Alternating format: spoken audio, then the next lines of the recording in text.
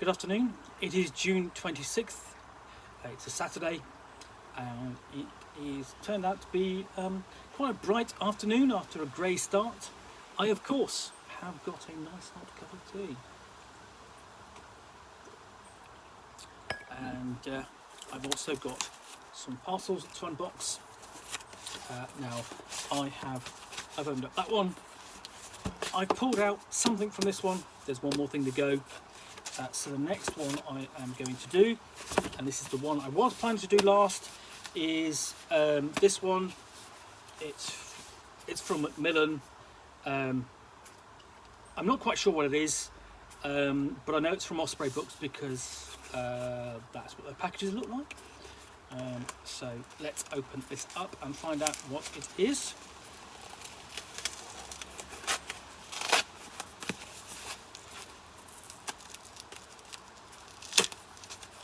There we go, get glue on my fingers, and it is that Sigil and Shroud.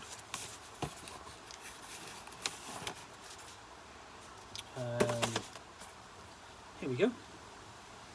Sigil and Shroud, a role-playing game of urban fantasy and occult horror by R.E. Davis. Let's have a look.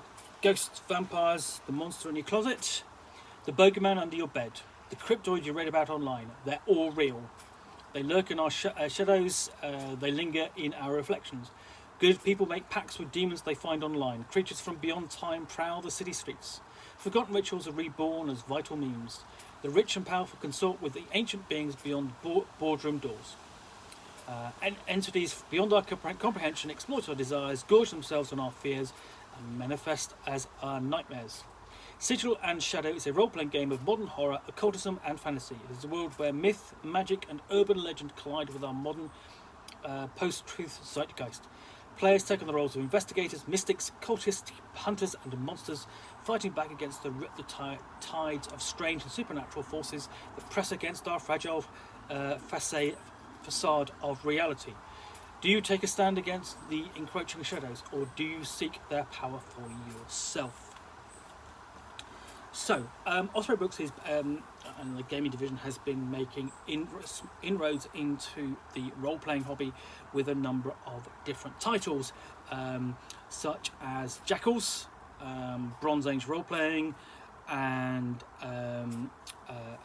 Paleomythic, Those Dark Places, and so on.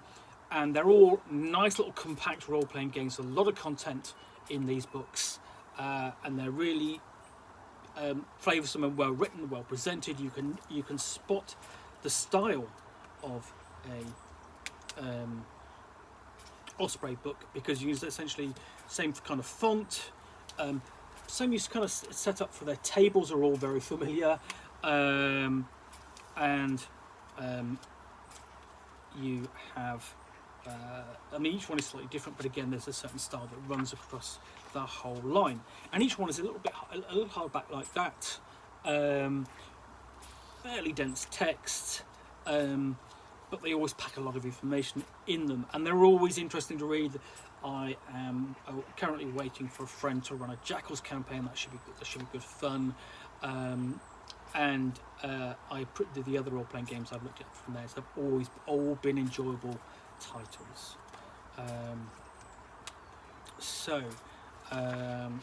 They are always also in full colour. So essentially it's divided into 3 sections: the practice, which covers character creation and playing the game; esoterica, metaphysics and mysticism and modern magic; part 3, behind the curtain, antagonists and entities, setting the stage, and an appendix. There we go. So everything, nice contents page. Welcome to our dark parallel, and we have a man in fear, classic pose, worried about what is behind the door coming to get him. And this essentially sets the style for the game.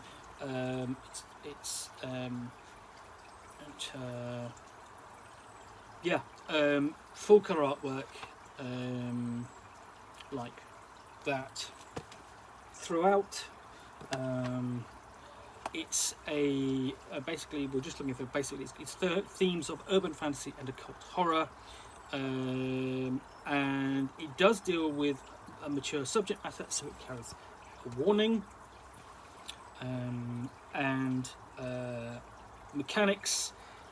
It's percentile, so you're basically a bit like Open Quest or basic roleplay, and doubles count as either critical successes or critical fumbles, and it uses an advantage and disadvantage dice, so it's very easy. And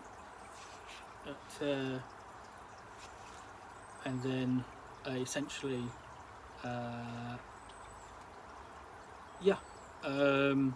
and then it uses sort of like the bone pile.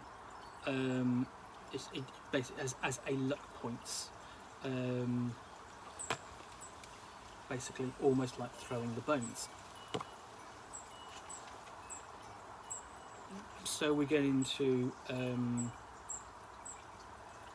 character creation, and so on. It's and the character types you can have like an illuminated calling, like a seeker, a hunter, protector, or keeper, a shadowed court, devoted, host, ravenous, or afflicted. Then you have a background, which provide perks to determine your starting lifestyle. Check for oddity. An oddity is a strange aspect or feature from your old life that drew you to the supernatural. Roll on the oddity table to see if you require one, or spend a bone to choose one on your own. So essentially, so you've got basically the casting is in Sigil's Shadow are character archetypes, both a statement of how a character is aligned, illuminated, or shadowed, as well as their role they play in the narrative of the game world. Essentially, they're not designed as rigid classes or professionals like you would find in other classes, other role-playing games, but they represent what motivates the character and how they fit into the modern paranormal world of the setting. Not all hunters, for example, are meathead combat junkies. You'll find an equal number of socialites and bookworms who are just as eager to track paranormal creepers as their battle-hardened compatriots.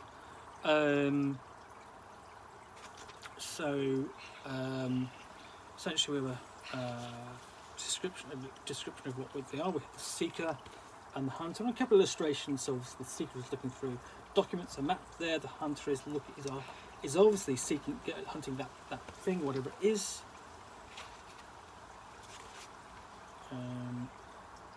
And then we do the same for the protector and the keeper.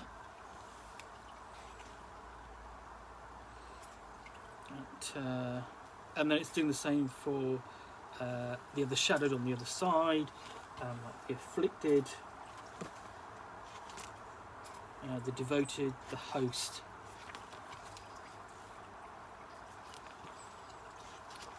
And the ravenous. I mean, it's a little less obvious about them, but I think obviously that's because you need to dig deeper into the setting and the background. I've got a list of oddities like raised in a cult, or an experiment, or the seventh child, or you have a spirit guardian. So on, and characters have essentially 4 abilities: strength, dexterity, logic, and willpower. And basically 10 skills: arcana, combat, education, investigation, lastly medicine, mysticism, social, survival, and technical. So quite a stripped down version, you would suggest, that suggests of basically the BRP system. Got a basic list of skills there.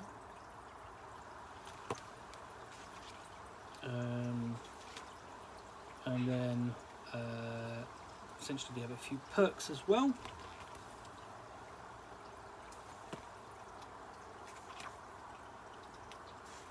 Special powers as well. We go into discussion of what the bone pile is.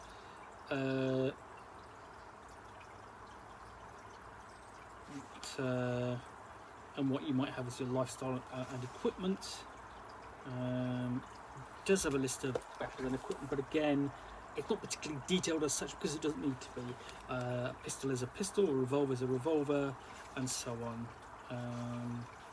Again, enough to play the game without getting bogged down in detail. Quick explanation of the system. Again, it should be fairly simple and straightforward, I would think. Again, if you've played any BRP, if you've played Call of Cthulhu or Open Quest, or even Request, for example, then, or you played Jackals, then I would have thought it should be no problem. Again, the mechanics are simple enough.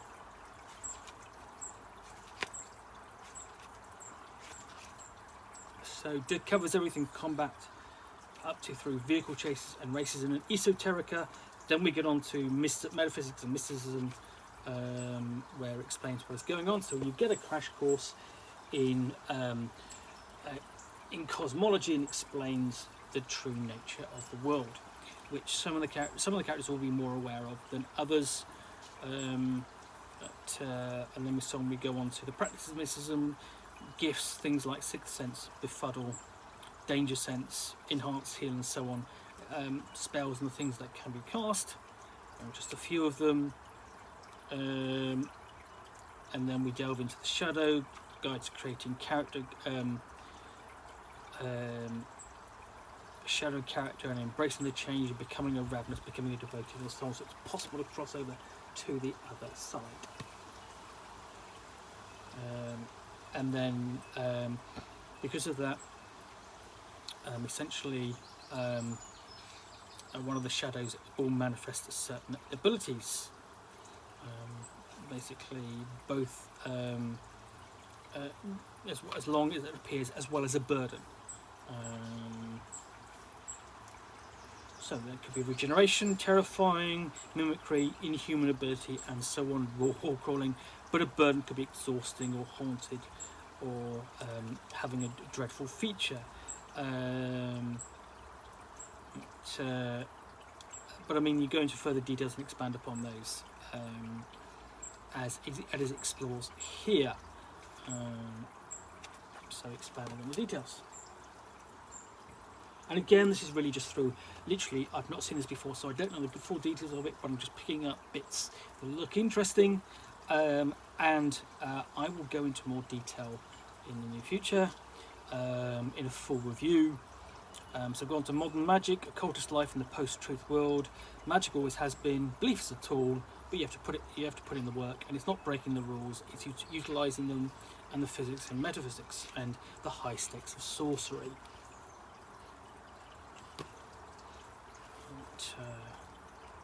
Then we go on to spellcasting. Spellcasting is 101, and you have basically inverted pyramid. Essentially, you're working your way down, essentially, to basically create a spell, going through, or basically working your way up. So essentially, you're going through catalyst, channel, charge to get to, whether you want to attract or repel, or bind and do a reveal obscure, that sort of thing. Ultimately, it's the effect you want and how you get there. So, basically, essentially, the effect is shape or mend, attract or repel, reveal or obscure, and then enhance and hit, and then go on to the methods, whether you want to project, bind, charge, and so on. And then the forms are invoking a spell, channeling a spell, and then setting the difficulty, and so on. And we have essentially the fundamentals of the Arcana, Aero, Aqua, Geo, Pyro, Umbra, Vita, which sort of evokes to some extent the magic of Ars Magica. And it's also possible to learn from grimoires, and there's danger in open source to magic as well. You can summon entities.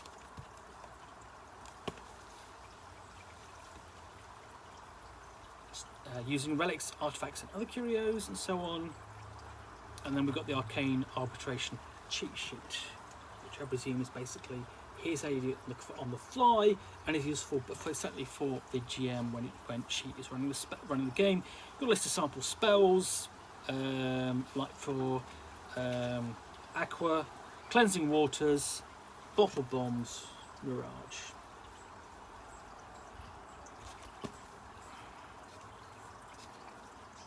So yeah, options there. Then we go behind the curtain to look at different antagonists and entities, and again, ordinary per persons, sample animals. Then we get into cryptids such as like impish aberrations, poltergeists, shadow person, vampire, werewolf, zombie, and that sort of thing. We get into strange encounters, like Cadence.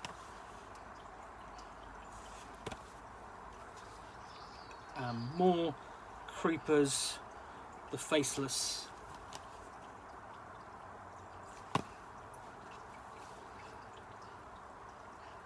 the influencers, the Tower Sentinel. That almost has a Lovecraftian feel to it.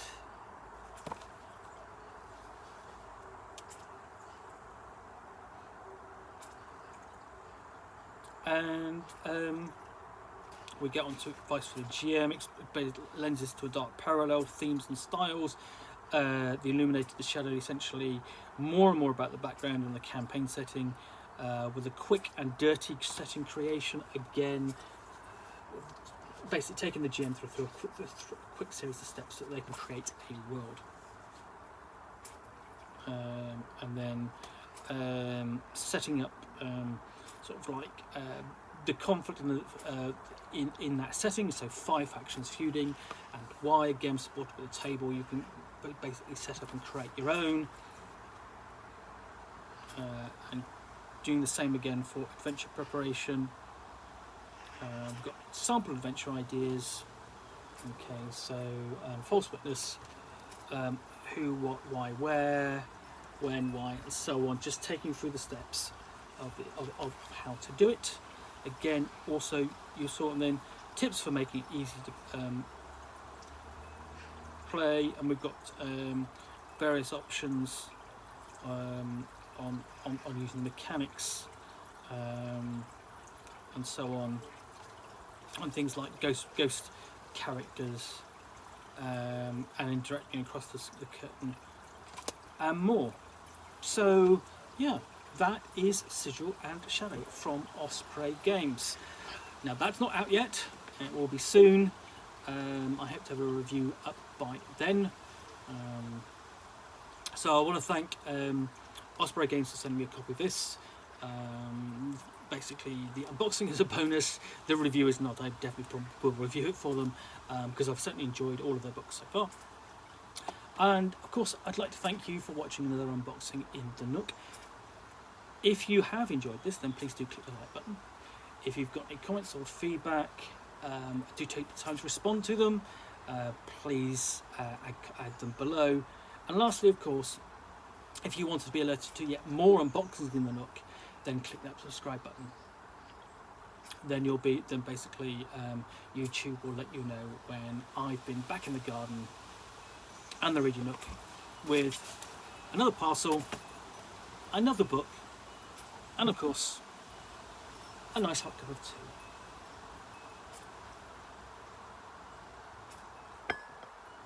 In the meantime, thank you very much for watching another unboxing in the Nook. I'll be back again in the near future. Bye for now.